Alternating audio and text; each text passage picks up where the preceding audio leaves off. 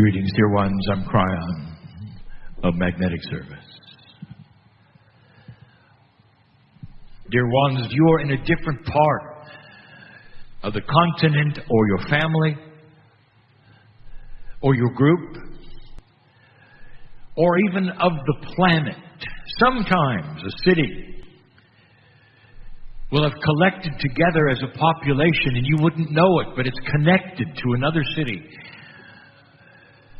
through a strand that goes through the earth in a way that I cannot explain to you, and will come out the other side, not necessarily in a straight line.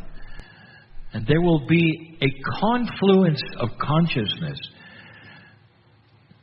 where you will affect another city for what you do here. Sometimes you pull together areas around you. You are the hub, many times, of energies completely around you, depending upon where you are on the planet, depending upon the consciousness that is here. And we have said this wherever we have gone. My partner has put me into some places that were so profound, especially those places in Europe which have a history that is grand and great. It is 5 and 6 times as long as yours here. And you can imagine the things that have happened there and the culmination of energies that pile up there and the work that has to be done there. You can imagine the number of portals, if you want to call them that. They're focused energy points that might move around there, that light workers like you are put there for, so they can work with them. Again, I tell you, if you've just come across this message, that's going to sound odd and strange. How do you work with a portal? And the answer is carefully. But with energy you understand, old soul worker of the light, you know what to do. You become an anchor. You can imagine your hands stretched out, and in each hand you're holding things together. And that might sound odd or strange, but you know it's true. And that's what you do. Some of you know that you're put in a place to anchor, to hold together. And you are. And you stay put because of these things. Others of you feel that you are here to create an energy or hold an energy that perhaps would change if you weren't here. Now that's the simplest form of this I can give you. It's complex. Some of you are the New Age gypsies, and you understand you must move around. And the moving around is because you have something to offer wherever you go. And you might come to one place and you know you're finished and you go to another. This is a great consternation, perhaps, to your partners. We're happy wherever they are, just in time for you to say, we're leaving. But this is an old soul's intuitive attribute.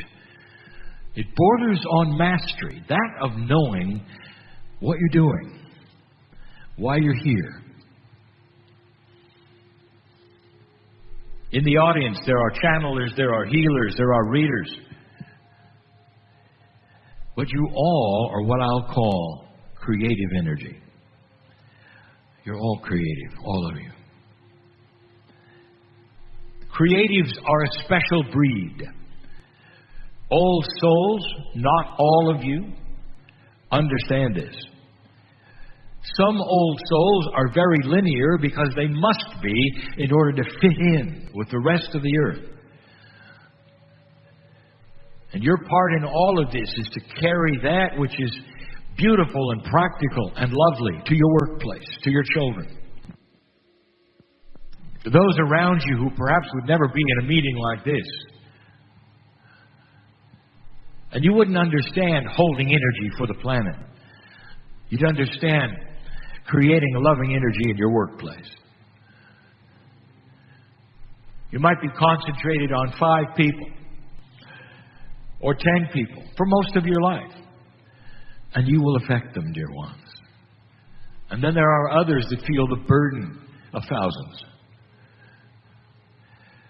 And both of you have tasks which absolutely are commensurate with your consciousness.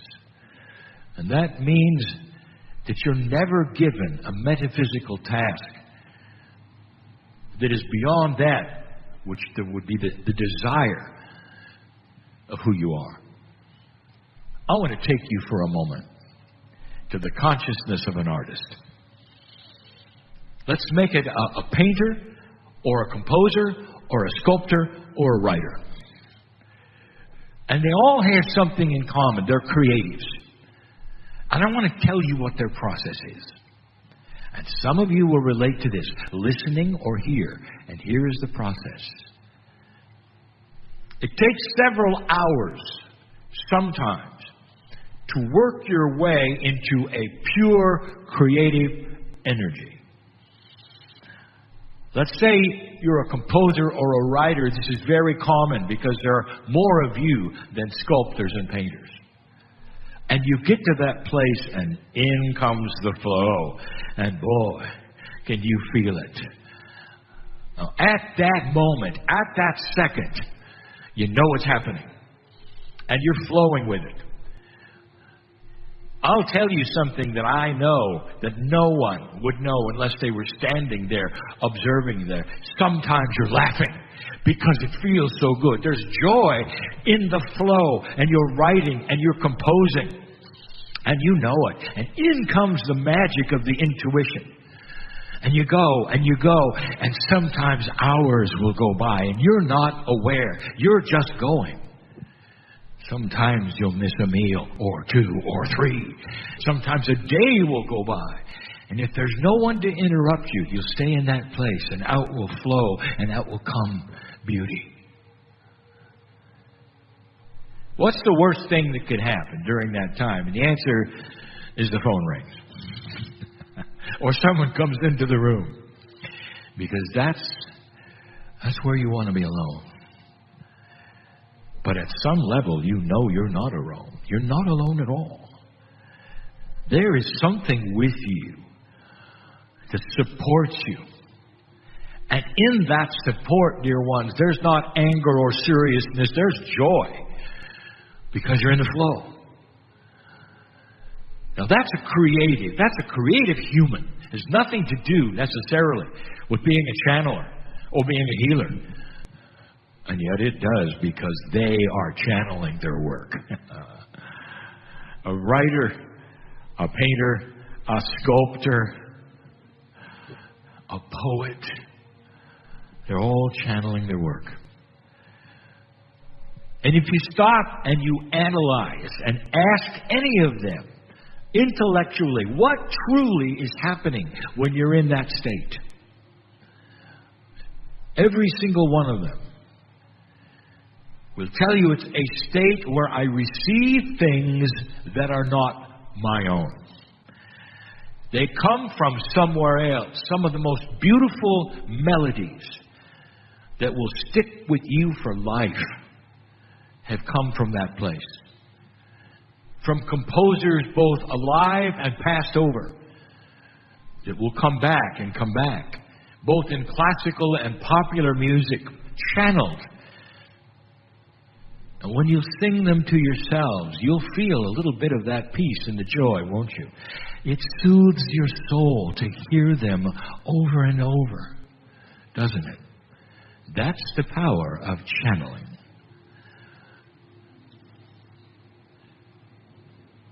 So now you're a metaphysical worker, and this audience or listening, I want you to apply the same attributes because they're there.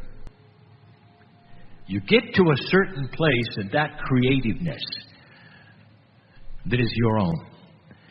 And suddenly you know you have help, and suddenly you don't want to be disturbed. You don't want the phone to ring. You don't want anybody to say anything because it rips you out of that space. How do you know, channeler, healer, reader, writer of spirituality, how do you know when you're in that place? I will tell you, the first thing you will feel is joy. If you don't feel joy, you're not quite there. Or you're taking it too seriously. Because the true attribute of the purity of the creative source is release. And you release all of the burdens that you have in order to do the work. And here's what I want to tell you, because there are some of you that carry the burdens right into it. Let's say that you are a holder of the energy of this planet, of this area. Let's say you're an architect, and you know what that means. Let's say that you are part of holding things together. Old soul, and you know it. And you say, I'm tired. Let me ask you, what are you tired of? When there's joy and there's magnificence, and you're working the puzzle in those attributes, how can you be tired of joy? And the answer is because in the old energy, it was a lot more work than it is now. Did you hear what my partner said about the energy has changed and your relationship to it has changed? Therefore, holding things together doesn't require heavy lifting anymore, because you have changed. Your magnificence, dear ones, is amplified in this new energy. If you don't know that now, it's time you did. It's time you claimed it and stopped being tired when you hold the energy. And understand that there is joy here. It's a place where you want to be. An old energy idea is that it's exhausting. There used to be an idea that if you saw a channeler, the channeler would sit in the chair, and by the time they were done, they were exhausted. Ask my partner. He gets out of the chair. Figuratively, he wants to go to the disco. It's invigorating. Later in the day, he'll crash. But right afterwards, it's invigorating. I have told him this. I said, when you sit in that space, you don't age. Stay there. You sit in that space where he is right now. There's a bubble around him. And he's not going to age. Not when he's sitting in the chair. Not when he's doing this. Because there's a bubble around him. A creative bubble that says, things are different. There's a sacred creative energy that sits upon you. And there's joy that comes in. And you can't help but tell all those around you that it's there. Healer, listen, it's the same. When you walk into the room, reader, it's the same. The one sitting in front of you, perhaps you've never seen them before, they walk in the door. I want you to suspend all of those thoughts that say, well, here's what's going on with them. Well, I'm looking at their face. Well, I feel this energy. Instead, I want you to suspend it and go to that place of joy and read them. And their mouth will hang open when you tell them their life. Because that is the power you have in this new energy that you didn't even think you had. Healer, I want you to think of what you normally do, and I want you to multiply it 2, 3, 4 times and expect that. And don't be shocked when it happens. All of you, no matter what you're doing, old soul, light worker, no matter what you're facilitating, astrologer, tarot reader, whatever you're facilitating, whoever it is, the human being in front of you, I want you to expect something far grander and greater than you have ever seen before. Because the darkness of this planet is starting to subside. And there are those of you who say, wait a minute, I don't believe it. I watch the news. And we'll say it again. Did you really expect an angel to come down and touch the planet and everything would be just wonderful? In a practical way. And that means that all the darkness, all the issues, all the problems that have all been there will come oozing out of the woodwork in ways you never expected, will shock some of you. The issues that you're having, whether they're in politics or business, that are brand new, whether they're in social things that are brand new, and you're watching the darkness ooze out and expose itself finally. That is what I'm talking about. And you're going to see more.